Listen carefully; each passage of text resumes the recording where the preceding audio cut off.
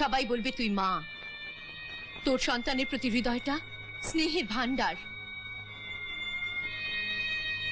রাহুলকে আমি জন্ম দিইনি সত্যি, কিন্তু এই ছাতিটা চিরে যদি দেখানো যেত তাহলে তোকে দেখিয়ে দিতাম এর মধ্যে সন্তানের জন্য কতটা মমতা রয়েছে। তোর চেয়ে কিছু কম নয়।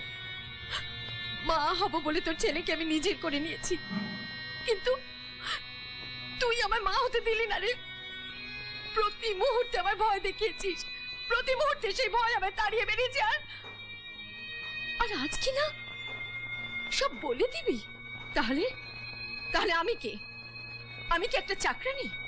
আয়া, তাকে বড় করেছি, মানুষ করেছি, আজ ছেড়ে চলে যাবে? আমার মমতার কি কোনোই মূল্য নেই? যে কথার ভয় এতদিন ছিলাম তাই হতে যাচ্ছে। আমি জানতাম তুই মুখ খুলবি। রাহুল যে মুহূর্তে প্রশ্ন করবে আমি কি উত্তর দেব? আমি তাকে কি বলবো? তার বাবা যে মুহূর্তে জানবে রাহুল তার ছেলে নয়, রিকশাওয়ালার ছেলে, তার অবস্থা কি হবে? আমি তাকে কি উত্তর দেব গঙ্গা?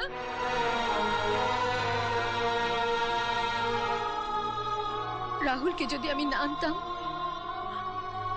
আমি হয়তো জীবনে অন্যভাবে বাঁচতে পারতাম, যেমন তেমন করে জীবনটা কেটে যেত। আর আজ না তুই আমায় বাঁচতে দিচ্ছিস না মরতে দিচ্ছিস। রাজার জন্য এই পরিবারের কম অপমান হয়নি গঙ্গা। সে দুজনকে বোঝাবার মতো আমার কাছে কিচ্ছু নেই।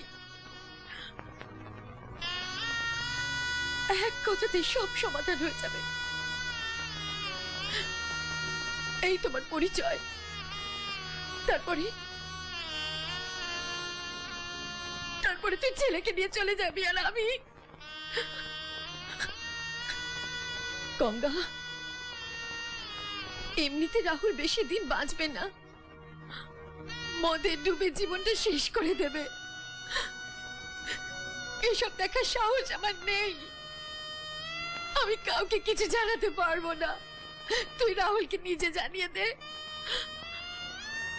আমি পারবো না গঙ্গা, পারবো না। তুই যা গঙ্গা, তুই চলে যা, সবাই চলে যাও। তোর ছেলে